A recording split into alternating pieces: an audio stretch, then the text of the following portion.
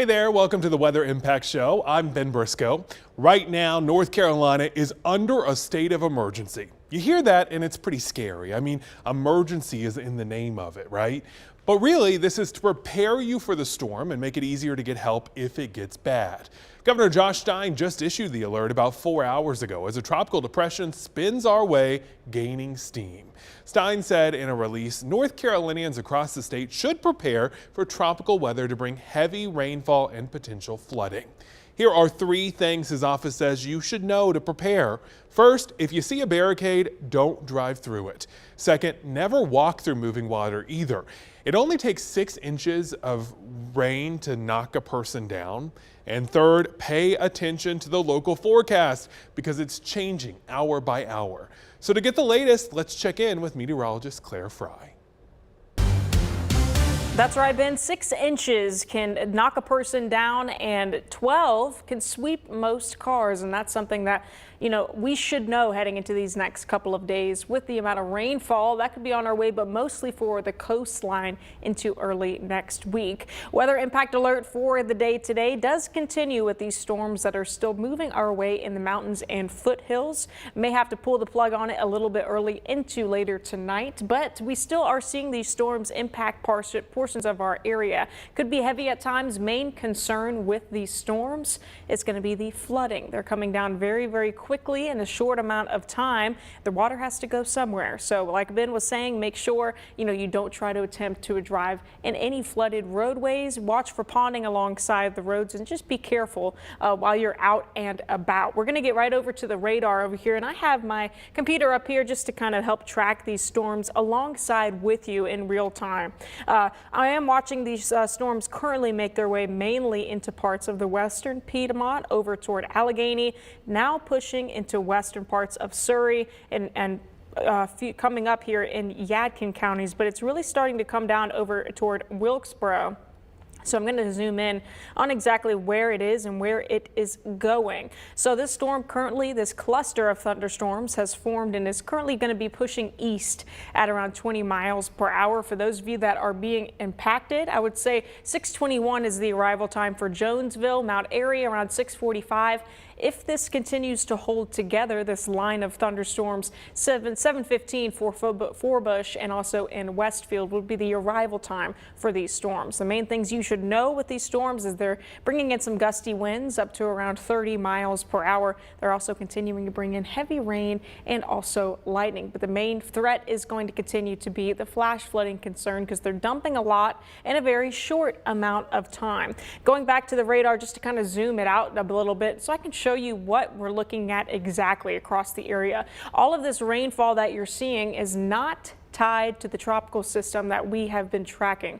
This system is actually separate from that. This is a low pressure system that's just sitting along the southeast coastline. And as it has a ton of moisture and obviously humidity that we felt the last couple of days, it's able to just wring it out all across the Carolinas. And that's what we've been seeing throughout the day today. Though we have had periods of dry time, we're now seeing another round of thunderstorms continue to impact western parts of the Piedmont. With that being said, we are in a flash flooding risk. We're in a level 1 out of 4. Higher risk is going to be toward our east. What is the difference between the green and the yellow? The green means isolated flash flooding is possible. We could get 1 or 2 flash flood warnings versus over here toward our east. There's a higher confidence in those warnings being a little bit more widespread and there being more of them with more showers that are locally heavy across the area. So as we continue to track these showers, I could want to kind of give you some background on these last couple of days. Rainfall yesterday really only up to around 1/10 of an inch for our friends in Burlington, approaching 1/4 of an inch in Siler City, also over for our friends at Raleigh-Durham Airport, only a 100th of an inch over here in Greensboro, 200ths of an inch in Lexington and in Statesville. Mount Airy, although that site specifically only saw 100th of an inch, other parts of the county itself saw a couple of inches from just a locally heavy downpour. There were several flash flood warnings just last night from this same system that's going to continue to stay with us these next couple of days. Rainfall that we've seen so far today, over half an inch in our area, 0.61 inches in Greensboro. So we're in that half an inch to an inch range with possible more showers and a few storms over the next few hours that could get us up really to around an inch or so. Hey, it's much needed rainfall, but when we start to include the opportunity for tropical moisture into early next week, that's when we really could see some problems with flooding because the water has to go somewhere. You already have saturated soils and it really can just get messy. Now that chance for us is starting to die down. It's going to be more of a coastal problem, but we still could get a couple of inches, and I'll have more on that in just a moment. But wanted to show you right now across our area the amount of sunshine across the region. High Point, Greensboro is frozen for right now, so don't look at that. I'll actually step in front of it. Burlington and also in Winston-Salem, a bit more sunshine, a couple of dark clouds, but for the most part nice and dry in those areas with that main cluster of storms impacting Wilkes, Allegheny, and pushing into Surrey and eventually into Yadkin counties. Temps right now are in the upper 70s, 78 in Greensboro, and in High Point 79 currently in Winston-Salem and in Burlington. A very nice and warm day. These next couple of hours we still are going to be seeing some isolated storm chances, but behind this wave of isolated showers and storms comes drier conditions as we step into the day tomorrow. So we're going to be waking up into the low to mid 60s as we step into the afternoon, mid to upper 70s. More peaks of sunshine are on the way, if you can believe it, but it is only going to be brief as we do have more chances of moisture heading our way.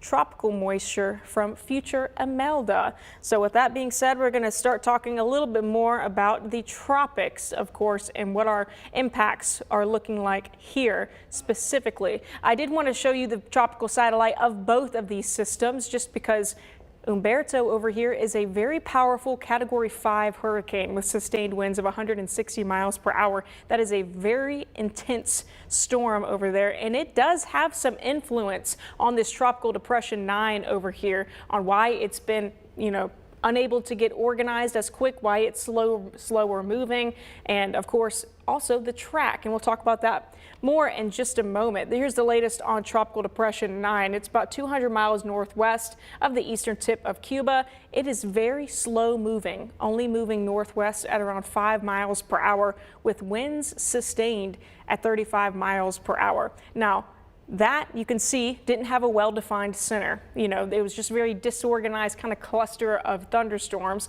versus here is Umberto. This is a completely different storm. This is very well organized. You can see just by the eye how great of a storm this is and its intensity too. With those darker reds, you can really see how the eye wall is just super intense of a storm.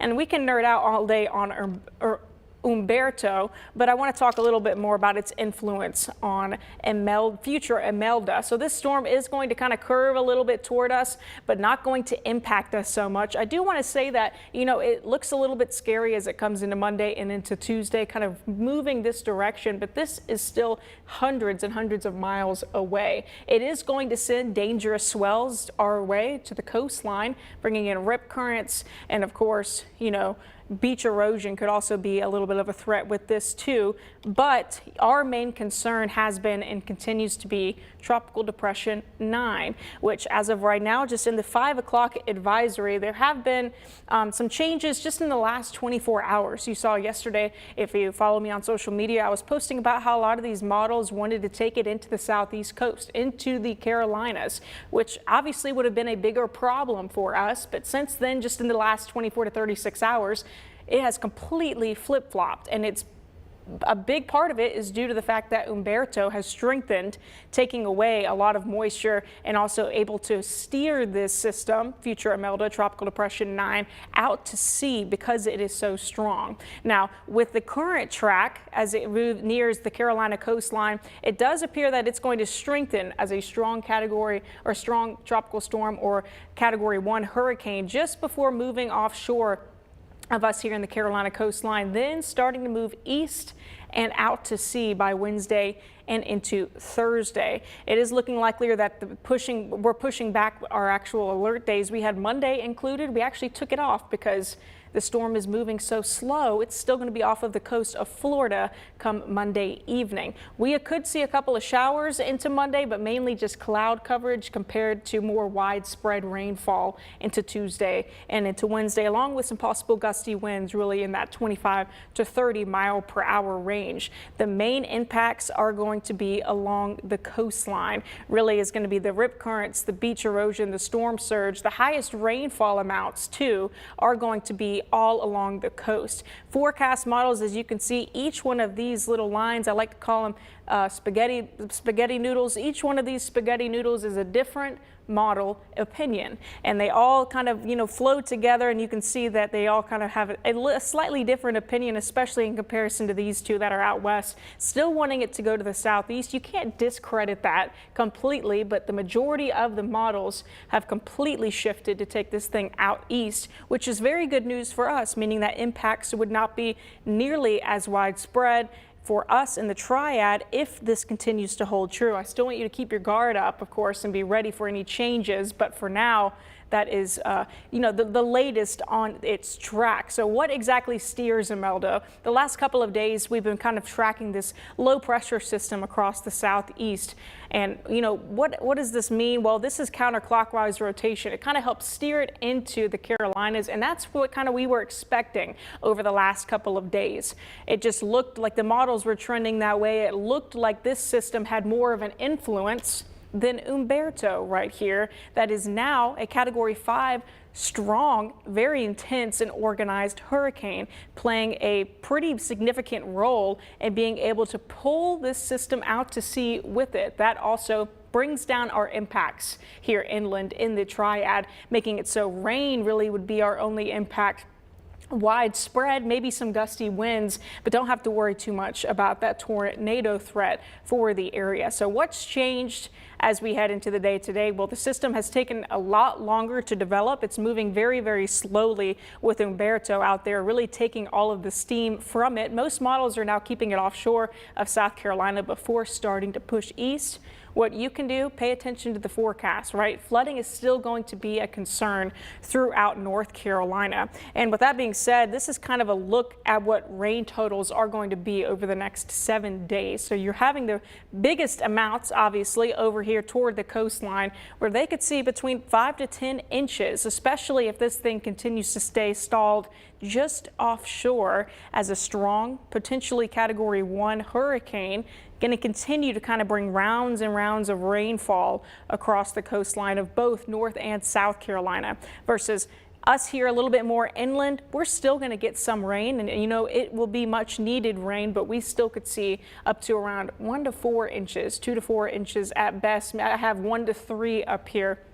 And you can see the blues kind of shading up to around 1 inch, but much more as we head over to the coastline due to the fact that this system is expected to kind of stall across the area. Now, wind gusts for our area, again, mainly going to be a coastal problem. We're going to take it all the way into Monday morning. Again, not seeing much into Monday. This thing really is only going to stay alongside Florida off of the coast as we head into Monday evening, but by the time we step into Tuesday, that's when we could start to see more breezes, and that's when you start to see it really pick up along the coastline with some of those future wind gusts. Again, this is just one opinion, showing up to around 40 to 45 mile per hour wind gusts for our coast. Us here in the triad, 25, maybe 30 mile per hour wind gusts, but certainly not what the coast is going to be seeing throughout this period.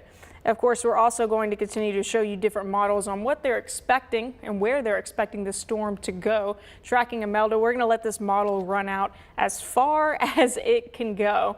I want to point out, you see this storm over here, Umberto, is also just playing a big role in where this storm, tracking its future Imelda, is going to go. And over the next couple of days, of course, we'll have more and more of a clear idea on what exactly you can expect here at home as the system moves offshore. But if this future track that is currently in place and the models hold true, then it will be a much less widespread impact for us in the triad versus what we were expecting just days ago before models completely did a 180. And this is why they did the 180. You see this big storm over here is helping to pull this system out to sea. So Umberto is one of our friends, and he's going to stay one of our friends hopefully these next couple of days as it influences the other system heading into Monday, Tuesday, and into Wednesday. So of course, also I did want to show you guys before I give you guys back to Ben real quick. We're going to go back to the radar just for a quick second, and I'll give you a look at the 7-day forecast. There are still some storms currently making their way into the area. Mostly towards Surrey County again, and also in Wilkes is where we're seeing those storms too, starting to move east again around 20 miles per hour is where we're seeing the majority of these cluster of storms. Nothing severe as of right now, but we'll continue to keep you updated on that. Expect a couple more possible storms into the night tonight before we start to dry out into the day tomorrow. As for Monday and Tuesday, that's when we start to watching the tropics, especially into Tuesday and Wednesday, where we do have weather impact alert days. We're going to keep you updated and informed on what exact impacts you can expect for those 2 days. Again, for now, it's just looking like heavy rain that's going to be pretty widespread across the region before we start to see some clearing heading into Thursday and Friday and into next weekend. Now, throughout this whole show, there's been this little box in the corner here with the forecast for the tropical storms and the hurricane. There's a new tool helping make that forecast even better. Instead of just relying on planes flying through storms, NOAA is testing a fleet of robotic drone boats. CBS News shows us how they work. Hurricane rains and winds battering South Florida. It hasn't happened yet this year, but if it does, we'll have even more notice ahead of time. NOAA is working with Ocean to deploy this fleet of 5 small robotic drone ships across the Caribbean. So they're each 100 miles apart, and they're kind of acting as a barrier so that as a hurricane comes in and potentially threatens the United States, these sea stars can hopefully collect live data on the hurricane as it's coming in. Unlike old-fashioned stationary buoys, these high-tech drone boats called sea stars can motor directly into the eye of the storm. They've all got their propellers on right now to give them basically the ability to sprint as fast as possible towards the oncoming weather event. For decades, Hurricane Hunter planes have flown into the storms, sending back critical data. But NOAA has not been able to get real-time water surface information. One of the things that we don't know a lot about is how much basically the hurricane sucks energy from the ocean to fuel itself and become more powerful. The first real-world test just happened. This sea star dove right into Hurricane Gabrielle on Sunday, sending back key data and this selfie, which essentially should help us be able to forecast the track of the hurricane, the intensity of the hurricane better. And then in the kind of long term as well, the high resolution data should help the scientists kind of better predict how these things form and intensify in the first place. The bicycle-sized boats are built to survive. The one that sailed into Gabrielle was dealing with 15-foot waves and devastating winds. Even if a storm damages one of the boats, it would still send back the data.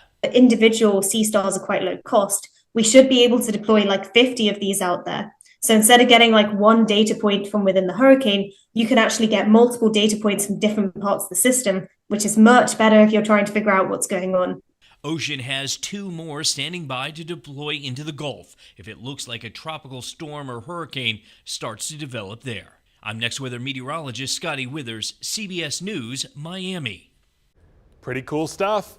You know, making the forecast of this storm more difficult, there's not one, but 2 systems swirling right now. Claire breaks down the impacts to help improve our weather IQ.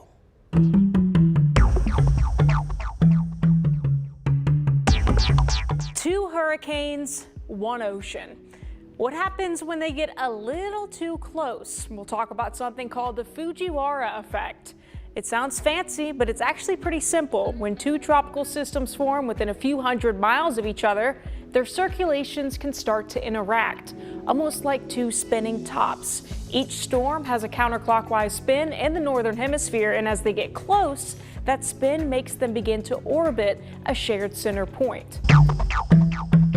Each storm has a counterclockwise spin in the northern hemisphere, and as they get close, that spin makes them begin to orbit a shared center point. If it helps, picture two dancers holding hands and twirling around each other. Sometimes it's just a slow swirl that changes their paths. They don't join forces and make a bigger storm. Instead, the stronger storm steals energy from the weaker one, pulling it apart or even absorbing it completely. That can shift forecast tracks and intensity in ways that are tricky for us meteorologists to predict, which is why you'll often see a wider cone of uncertainty when storms like this are close. So when you hear forecasters mention the Fujiwara effect, it simply means two nearby storms are tugging on each other and could change track or strength. It's one more reason we watch the tropics so closely. With your Weather IQ, I'm meteorologist Claire Fry. The Claire, more really, you know. Yeah, I was going to say, you really are so knowledgeable about this stuff, and that's why we wanted to bring you in again for a detailed Q&A with some questions that people have here on social media about this storm. One of them is the rain we're getting right now tied to the system, even though it's all the way down here? That is a good question, and a lot of people think that since we're spending so much time talking about the tropics that it is tied to the system. It is not. It is actually a separate system. We're continuing to track, like this big L right here, I pulled it up on the screen for you, represents low pressure, right? And it's kind of sitting in and across the southeast. The storm itself, even though we have the icon up here, is actually well down here, actually just toward the north of Cuba.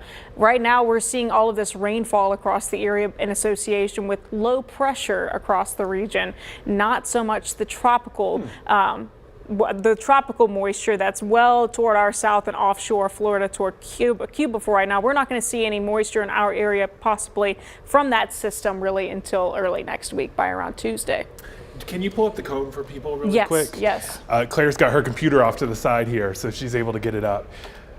Here we Okay, go. so luckily Here she comes. it looks like it's making a pivot away. Because we are now not in this cone, does that mean that we are in the clear? That's a great question, Ben. The short answer is no.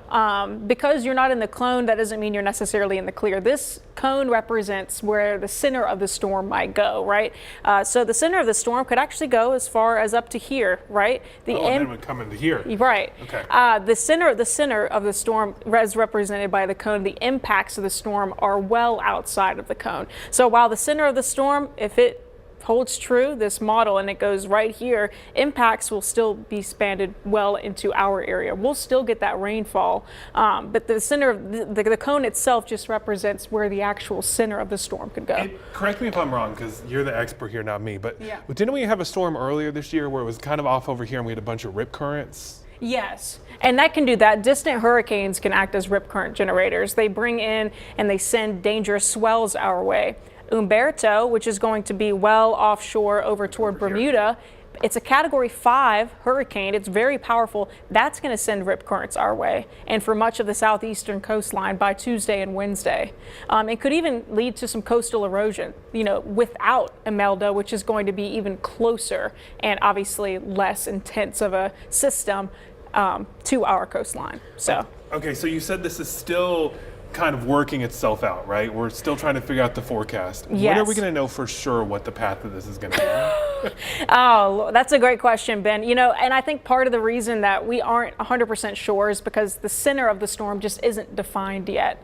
And part of the reason is that Umberto stealing all of the strength, all of the moisture, to kind of taking the spotlight, right? Trying to take in all that moisture and take it away from the region. When the storm actually forms and actually has a well-defined center, that's when we're able to make a more confident track on where this will go and where and who it could possibly impact. So the answer is keep following Claire on social media. She's going to keep us updated and safe through all of Yes, this. and I did want to show you this. I'll show you the models real quick. Remember this yesterday or just a couple of days ago, I stayed on air with you guys just showing you the difference in what each model suggests. So they all look like little spaghetti noodles, right? I like to call them possibilities because each one of them represents a different opinion on where this storm could go. And just a couple of days ago, all of these noodles, I would say, model opinions, wanted to go into the southeastern coast, right into the Carolinas. Well, we like this direction. We Let's hope do. it goes This way. is a very fortunate situation. I would much like this trend to continue, and I'm sure you would too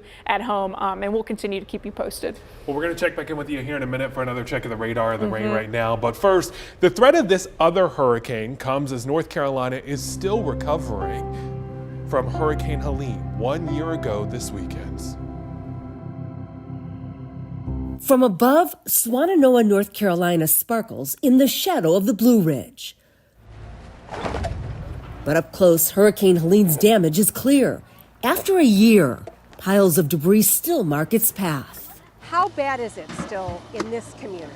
Well, every day we have people calling that are struggling economically. We have people calling that are still looking for home repairs. Recovery here has been slower than in communities like nearby Asheville. What about the state, the federal response? Has it been adequate? Probably on a larger level that we're not aware of, but that's not something that we've seen. That's not something that our neighbors see. Jody and Steve Dunning own Swannanoa's Okie Dokie Smokehouse. Flooded by the storm, they've been making repairs themselves. Do you feel forgotten here? Yes, absolutely. Why do you think that recovery has lagged here? I think that a lot of resources have gone to where tourism is more popular, and Swannanoa is not that place. Critical needs are unmet in Swannanoa. The local grocery store is still closed. One of the other inconveniences, the post office here in Swannanoa never reopened. If you need to mail a package, it is now a 26-mile round trip to Asheville, if you have a car. More than 6,800 people across western North Carolina remain in housing limbo, meaning they're dependent on rental assistance or living in trailers or other mobile housing. Jeanette Sanchez is still out of her home, but says she's staying focused on what has improved. I think there's more community involvement. I think we talk to our neighbors, but now we know our neighbors. And those neighbors have turned to each other, from clearing rubble to ensuring there's fresh food available. Eggs? Oh, sure. The community is achieving milestones. Jody and Steve Dunnings will come next month when a Swannanoa favorite, the Smokehouse, reopens. What is it going to be like when the two of you are back behind that counter, serving up barbecue, line out the door? It's gonna feel Pretty really amazing. good. Yeah. Yeah, it'll feel really good. Yeah. A mountain town leaning on its greatest resource, each other. I'm Janet Shamlian in Swannanoa, North Carolina. I've got another quick check on the radar for you as we continue to track showers and even a couple of storms still continuing to move into western parts of the Piedmont. Here's a wider spread view of across the Carolinas. This kind of low pressure system that's just been kind of wringing out showers and storms over the last couple of hours. A lot of us staying dry, including most of us in the Triad and also over toward our friends in central North Carolina and Raleigh too. Still a lot of showers offshore. Again, none of this rainfall is in association with that tropical system that we have been tracking. This is from low pressure sitting across our area. Satellite and radar right now closing in on the Triad. You can see some of those heavier bands that are starting to impact portions of our westernmost counties. Moved through Wilkesboro and moving through Wilkes County toward Yadkin County as well as into Surrey County currently. To kind of put a little bit of a timeline on this for you, this is pushing east at around 20 miles per hour. These storms aren't severe, but they are bringing in heavy rainfall and gusty winds up to around 30 miles per hour. So if you hear thunder, make sure you head indoors. Up here is a better timeline of when you can expect this storm to roll into your area if it continues to hold together. So by around 6:45, Mount Airy, really only a couple of minutes away, you're probably already hearing the thunder. Yadkinville, 7:23, Forbush, 7:35, Clemens, 8:12, and for our friends in Winston-Salem, if it holds together all the way until 8:35, that's when it would come into the area. And over the next 12 hours, those rain chances and storm chances are going to start to die down, especially into early tomorrow morning. We are going to be seeing more sunshine, at least temporarily into the day on Sunday. We're going to be back in the 60s to start out the day in the afternoon, mid to upper 70s, of course, and that's ahead of some rain chances that are on the way as we step into the upcoming week from that tropical moisture from future Imelda. I'm going to take this graphic full so you can kind of get an idea closer on what we can expect for these next couple of days. So we are going to be mainly dry into the day tomorrow, some extra clouds. We're tracking the tropics heading into Tuesday and Wednesday. Monday night starting to still see that future Imelda moving offshore, bringing in lots of coastal impacts, likely going to be bringing in heavy rainfall. Beach erosion, rip currents, dangerous swells for the coast. For us here in the Triad, really between around 2 to 4 inches of rainfall could fall between Tuesday and Wednesday with the latest updated track. We are going to start to dry out by Thursday and Friday. And of course, as we get updates on future Imelda, we'll continue to provide those for you.